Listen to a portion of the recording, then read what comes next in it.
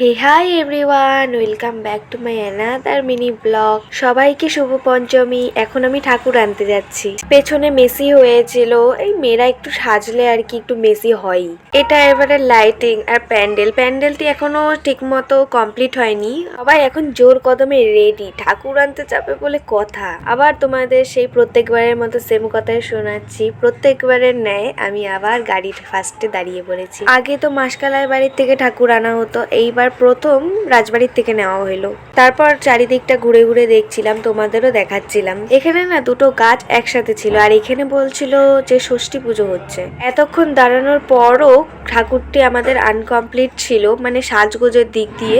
পরে আমাদের মণ্ডপে এসে করে দিয়েছে।